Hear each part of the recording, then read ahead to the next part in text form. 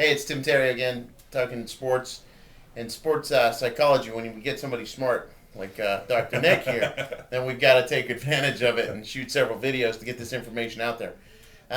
So we talked about engineering the athletic lifestyle. And, you know, I think on the other end of the spectrum of this, or the fear that we hear a lot about, is kids burning out. This morning working out, I was talking to some of the guys, and they said, it's weird how, especially baseball players, tend to burn out. You see these kids that are all-stars, 5th through 8th grade, and all of a sudden you look up a couple years later and they're nowhere to be seen in the high school leagues.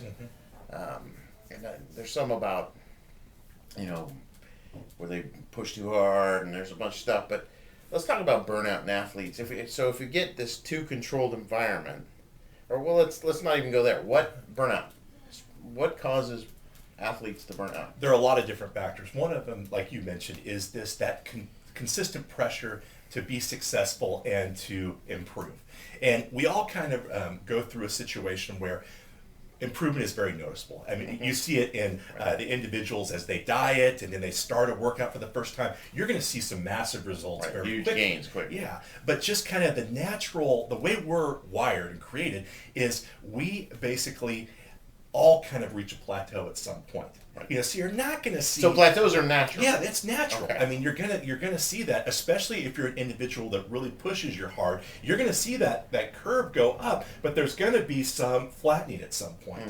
And what happens is a lot of times in burnout, not all of them, but when you have that pressure to still want to be successful, you're not seeing those results. You're putting forth maybe 110% effort and still not getting increased results. That can be very frustrating. Right. So it's that frustration that it can often build. Another aspect is just because of the massive amount of effort you're putting, you're not getting proper sleep. You're overtraining at times. Right. And there are definitely times when you need to pull back a little bit. You need to go maybe be involved in other activities for a little bit of time, just in a leisurely way, that kind of allow you to be able to recharge and recoup and that kind of thing. And I think a lot of people know about, you hear about overtraining in sports training like we do.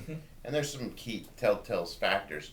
But I think the overtraining on the mental side is something that you don't hear much about. No, you don't. And a lot of times I think what happens is kind of, say I'm an athlete, I'm a football player, and what happens is if I bench press all the time, I'm gonna have that very developed, but what is being neglected in that situation? Right. Am I squatting? Am I doing the other things? Usually flexibility. Yeah. You definitely know more about that than I could in terms of understanding that.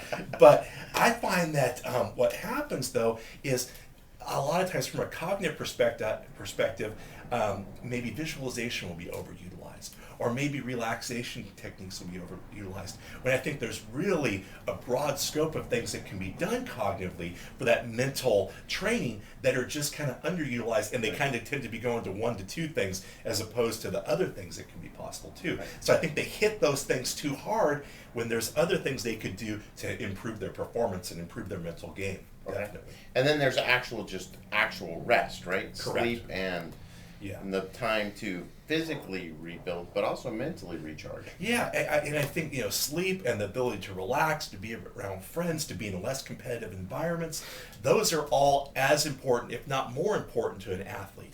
And once again, kind of going back to time management, you have to put that time in there. You have to schedule that 8-9 hours, especially if you're in high school, even college for that too, for that matter. But you have to have that. So you got to make sure so as an athlete to get peak performance, it's not just train, right? It's you got to have the right training. Correct. Right meal plan, nutrition, but also right mental plan. Yeah, exactly. And then are those 3 the top priorities of each day? Yeah, exactly. You got to have that balance. You got to be able to have those things, and one can't outweigh another, or you're going to become imbalanced, and then that's when things like burnout occur.